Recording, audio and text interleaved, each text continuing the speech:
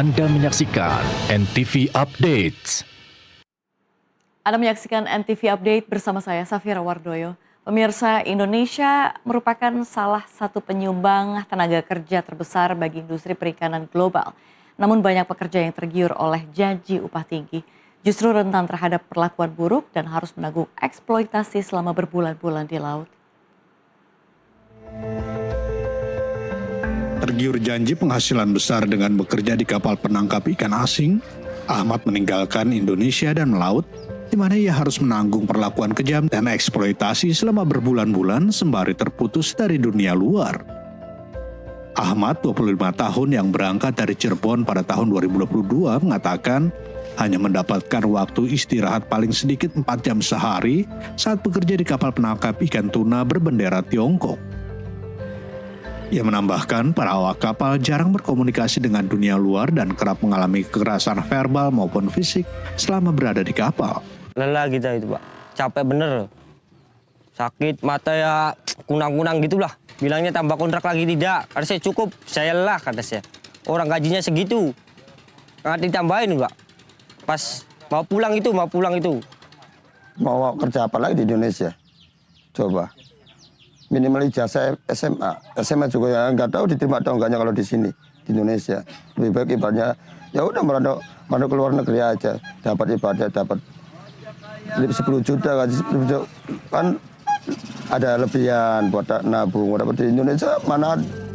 Jamaluddin, seorang yang bekerja di kapal berbendera Tiongkok lainnya antara tahun 2018 hingga 2020 mengatakan kapten kerap melontarkan caci maki kepadanya. Misalnya saat terjadi keterlambatan dalam memasang peralatan penangkap ikan atau jika ada peralatan yang hilang. Ia dipaksa mematuhi perintah kapten untuk mengambil sirip hiu meskipun mengetahui hal itu bisa jadi melanggar hukum. Sebenarnya dalam hukum kan kita nggak boleh kan, nggak boleh. Tapi kan tetap aja namanya juga saya di sini nggak dilakuin kayak gitu, otomatis kita yang disalahin, kita yang dimarahin. Jadi kita terserah kapten lah, suruh kapten kayak gini nurut. Yang penting jangan main tangan kalau saya.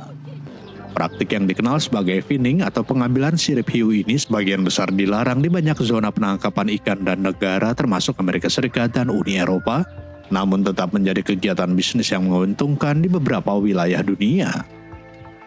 Menurut data pemerintah, Indonesia merupakan salah satu penyedia tenaga kerja terbesar bagi industri perikanan global dengan jumlah pekerja migran mencapai ratusan ribu orang. Para ahli menyebut banyak dari mereka direkrut secara daring dan ditempatkan di kapal berbendera asing tanpa mendapatkan informasi yang memadai mengenai hak-hak mereka, sehingga membuat mereka rentan terhadap perlakuan kejam. Dia mengandalkan media sosial, baik itu TikTok, Facebook, yang belum tentu kebetulan apa kebenarannya bahwa informasi itu betul atau tidak gitu. Makanya rentan sekali kenapa teman-teman ABK itu menjadi korban eksploitasi. Katakanlah tidak memahami tentang PKL, perjanjian kontrak kerjanya yang di laut, ya kan? Itu hal yang kayak gitu yang paling berdasar aja mereka nggak paham. Pemerintah Indonesia sedang berupaya meningkatkan pengawasan terhadap rekrutan dan orientasi prakeberangkatan dan memastikan calon awak kapal memilih agen resmi serta memahami hak dan kewajiban mereka. NTV melaporkan.